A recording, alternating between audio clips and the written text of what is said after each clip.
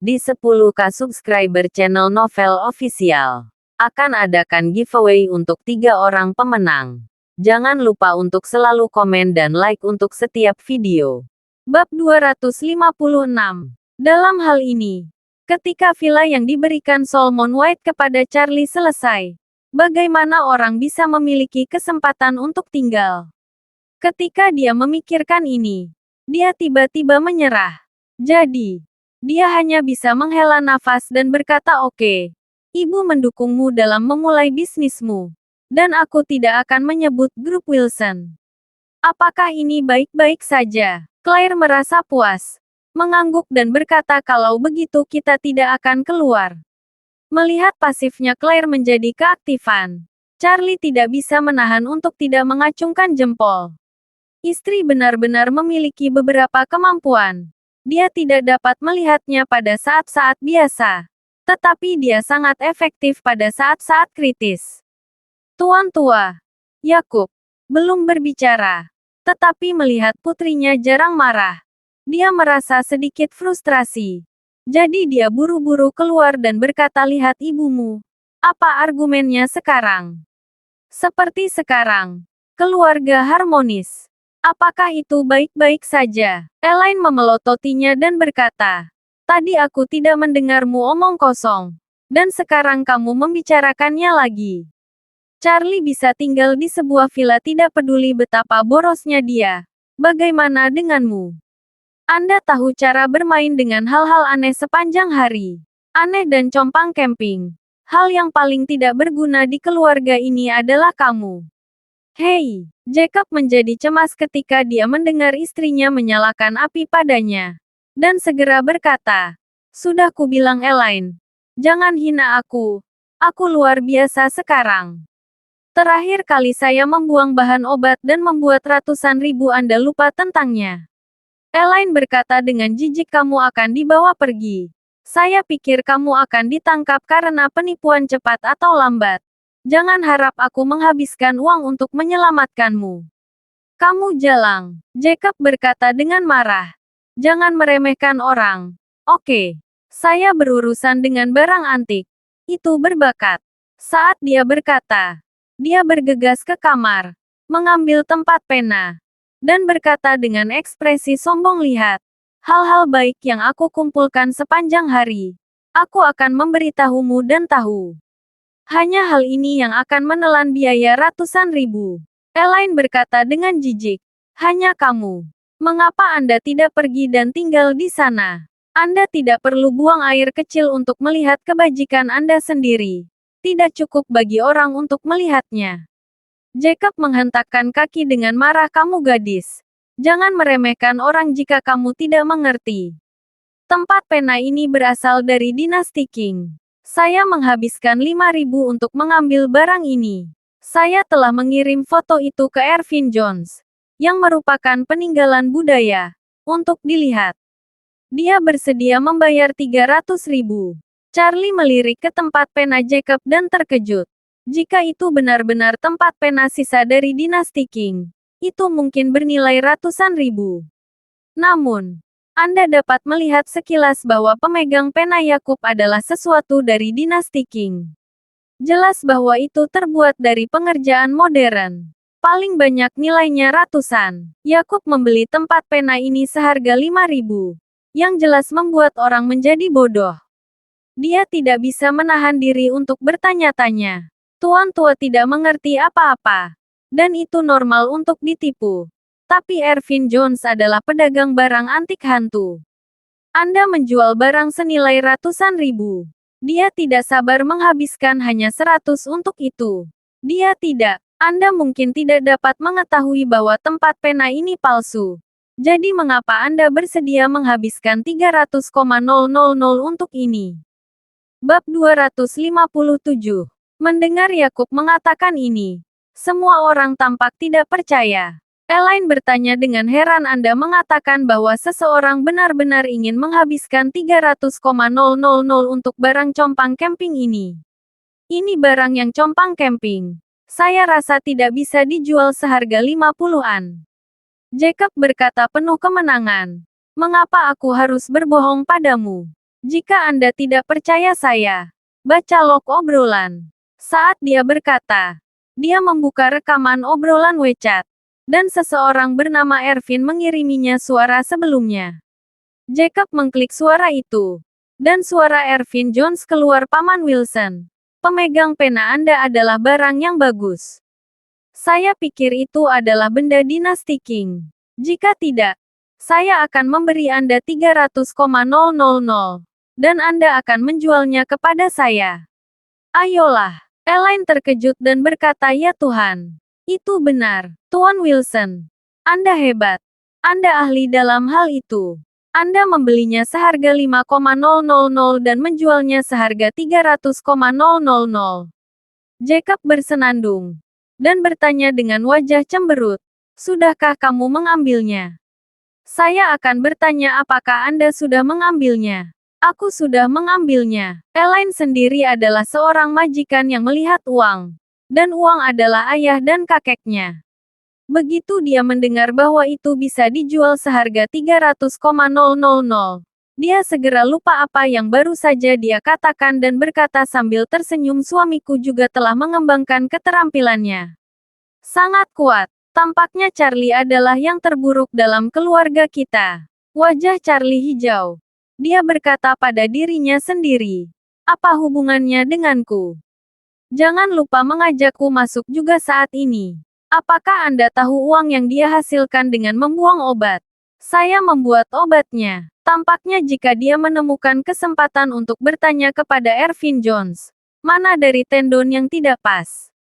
Bukankah ini menjelaskan bahwa ayah mertua mengeluarkan uang? Jacob menyerahkan tempat pena kepada Charlie dengan penuh semangat saat ini. Dan berkata, Charlie, besok kamu ambil tempat pena dan pergi ke Antique Street untuk menemukan Ervin Jones. Dia akan menyiapkan 300,000 uang tunai untuk Anda. Dan Anda akan mengembalikannya kepada saya. Charlie buru-buru mengangguk, aku kenal ayah. Yakub berkata dengan puas. Kamu akan pergi ke lingkaran sastra antik dengan saya lebih banyak di masa depan. Mungkin suatu hari kamu akan menjadi seperti saya. Dan kamu akan memiliki mata yang tajam. Jika saatnya tiba, mari kita bahas kebocorannya bersama. Tidak bisakah kamu menghasilkan banyak uang? Charlie hanya bisa setuju dengan mulutnya. Tetapi apa yang dia pikirkan adalah, jika Anda tidak melakukan bisnis sepanjang waktu, berapa banyak masalah yang dia timbulkan, dan masih dengan tenang memintanya untuk belajar. Mengapa Anda tidak memikirkannya? Di Jikingtang, Anda menghancurkan vas antik seseorang. Jika saya tidak membantu Anda memperbaikinya, Anda akan berada di penjara untuk menuntut keluarga. Dan Anda masih memiliki sedikit ingatan. Tapi kemudian Charlie memikirkannya. Ayah mertua hanyalah anak laki-laki tua yang nakal.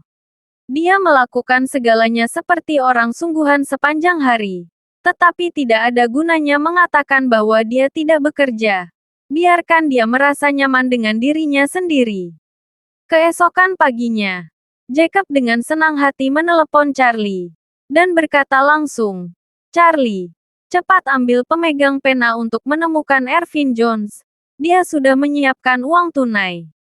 Charlie mengangguk dan bertanya, Ayah, kamu tidak pergi. Jacob berkata, saya akan pergi ke Asosiasi Kaligrafi dan Lukisan di pagi hari. Mereka mengundang saya ke pertemuan dan mengizinkan saya bergabung. Setelah bergabung dalam rapat, ada banyak hal baik tentang lelang internal lukisan dan kaligrafi. Dan banyak kelalaian dapat diambil. Charlie berkata tanpa daya. Baiklah. Saya akan pergi ke Antique Street untuk menemukan Ervin Jones. Sekarang setelah Jacob mengaku, Charlie akan pergi ke Antique Street untuk menemukan Ervin Jones. Claire baru saja istirahat hari ini. Dan merasa bosan saat menganggur. Dan berkata, Charlie, aku juga akan mengikutimu. Charlie mengangguk dan berkata, baiklah, kendarai mobil. Claire berkata, silakan. Saya tidak ingin mengemudi lagi. Bab 258.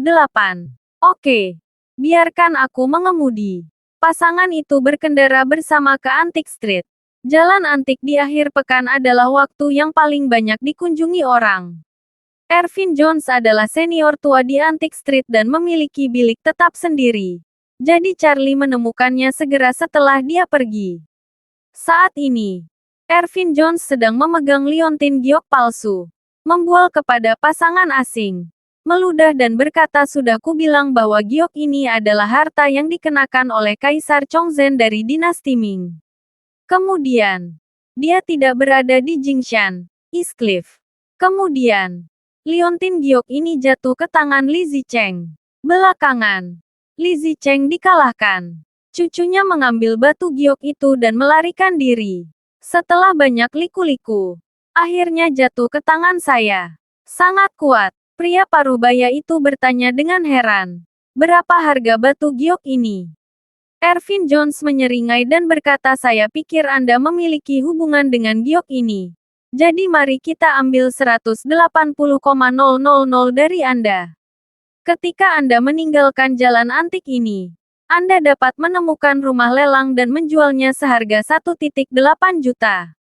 Wanita itu melengkungkan bibirnya, kecuali jalan antik, yang 10 kali lipat. Mengapa kamu tidak langsung saja? Pikirkan kita bodoh.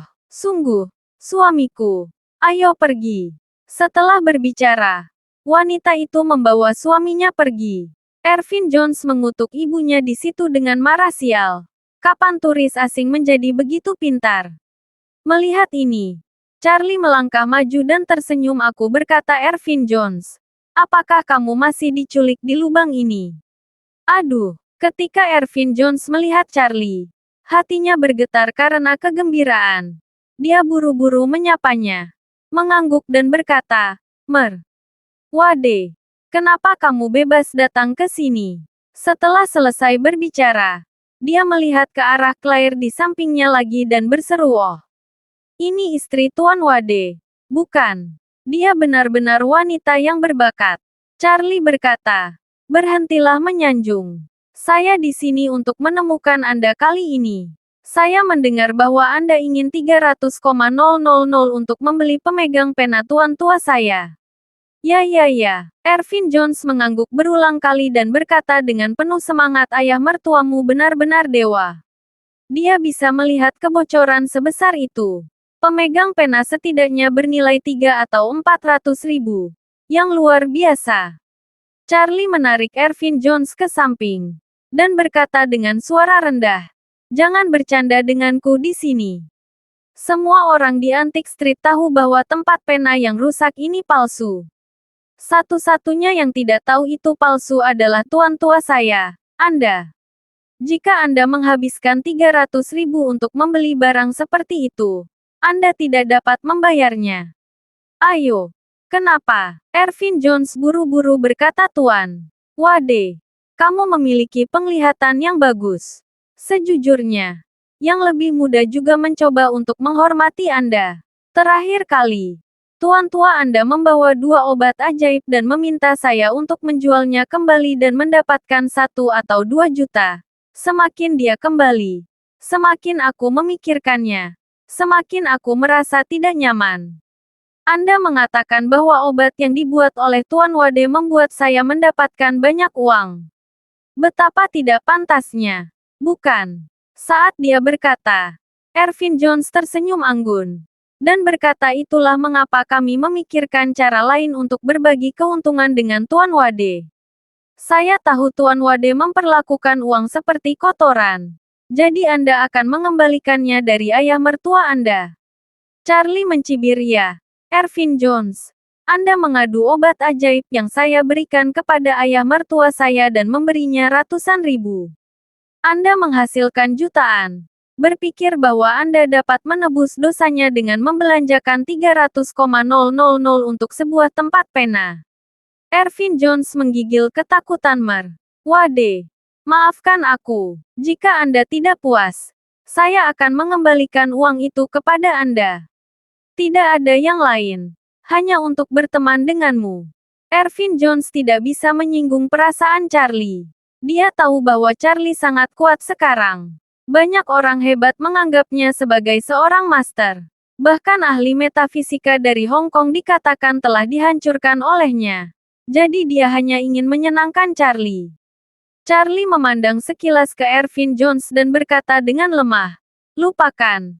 Ayah mertua tidak tahu nilai pil itu sendiri. Dan berpikir bahwa dia memanfaatkanmu.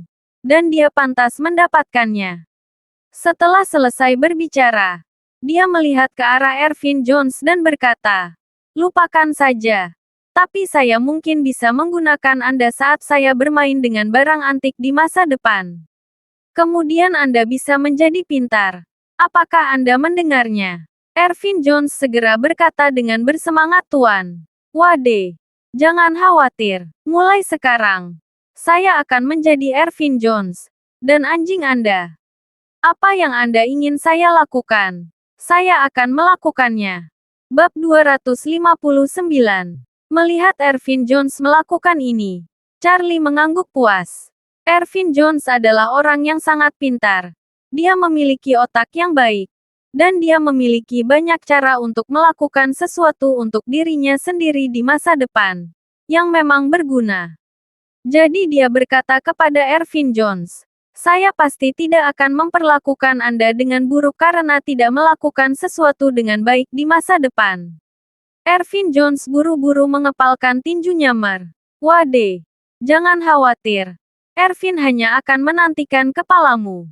Melihat penampilannya yang menyanjung, Charlie menggelengkan kepalanya dan tersenyum. "Kamu tanpa malu-malu terlihat seperti kamu benar-benar tidak ingin dipukuli." Ervin Jones tersenyum dan berkata, "Tuan Wade, wajahku agak jelek. Tapi uang tidak jelek." Saat dia berkata, dia mengeluarkan sebuah kotak hitam dari bawah kursi bilik, menyerahkannya kepada Charlie, dan berkata, Wade, ini 300,000 uang tunai. Lihat ini." Charlie melambaikan tangannya dan berkata, "Jangan lihat itu. Aku akan pergi." Ervin Jones bertanya, "Apa kau tidak berkeliling di Antique Street?" "Tidak lagi." Charlie berkata, 10,000 hal. 9,999 palsu. Apa yang lebih baik? Tidak pergi. Ervin Jones mengangguk dan berkata, "Kalau begitu pergilah perlahan. Dan aku akan menutup kiosnya." Charlie bertanya dengan rasa ingin tahu, "Mengapa kamu akan menutup kios?" Ervin Jones berkata, "Saya membeli beberapa barang di pasar komoditas. Tidak ada yang membeli giok palsu sekarang. Mereka semua suka membeli koin tembaga palsu. Kangki tombau palsu yang dijual di pasar komoditas kecil harganya sepeser pun dengan harga grosir. Bisa dijual seharga 1 atau 2 ribu. Ketika Claire mendengar ini, dia terkejut dan berkata, "Sepeser pun untuk 1 atau 2 ribu. Bukankah ini terlalu kejam?" Ervin Jones menggaruk kepalanya, "Kamu tidak tahu apa-apa. Antique Street menjual dengan cara ini. Jika saya menjualnya seharga 1, rekan saya di Antique Street akan membunuh saya." Charlie berkata tanpa daya, "Tidak bisakah kamu melakukan sesuatu yang tidak menipu orang?" Ervin Jones berkata dengan wajah pahit, "Tuan Wade, jika saya tidak menipu di Antique Street, saya akan benar-benar mati kelaparan." Charlie berkata tanpa daya, "Lupakan. Kamu bisa mengendalikannya sendiri." Setelah itu, mengira bahwa pasar komoditas kecil sedang dalam perjalanan pulang, dia berkata kepadanya, "Ikuti saya. Saya akan memberi Anda tumpangan." Ervin Jones tidak menyangka bahwa Tuan Charlie Wade akan bersedia menjemputnya. Dan segera berkata dengan penuh semangat, "Tuan Wade, Anda benar-benar memberikan wajah murid kecil itu. Terima kasih. Terima kasih." Charlie melambaikan tangannya, "Oke. Berhenti bicara omong kosong. Masuk ke mobil." Saat mobil meninggalkan Antique Street, langit tiba-tiba menjadi suram. Setelah badai petir, tiba-tiba turun hujan lebat. Musim panas itu sendiri hujan. Dan hujan turun di setiap kesempatan dalam 2 hari ini. Dan daerah perkotaan bahkan telah tergenang air di beberapa tempat. Hujan deras. Dan stasiun lalu lintas di radio mengingatkan pemilik mobil bahwa underpass dari beberapa jalan arteri mengalami penumpukan air yang serius dan ditutup. Karenanya, Charlie hanya bisa memilih jalan memutar dari pinggiran kota. Dalam perjalanan, Ervin Jones sangat bersemangat dan gugup. Dia duduk di barisan belakang dan diam-diam mengambil foto sisi samping Charlie saat mengemudi. Dan memposting lingkaran teman yang berpura-pura memaksa. Berkata, kakakmu beruntung bisa mendapatkan tumpangan di mobil Tuan Wade. Banyak orang berkomentar langsung di bawah. Dan isinya tidak lebih dari anak Anda. Pak Wade, kalian bisa saling berhubungan satu sama lain. Dan jangan lupa bahwa saudara saat kalian sudah lebih berkembang. Ervin Jones tiba-tiba meledak dalam kesombongan. Charlie tidak mengemudi dengan cepat. Dan ketika dia melewati jalan terpencil, matanya tiba-tiba melihat sebuah mobil yang diparkir di pinggir jalan.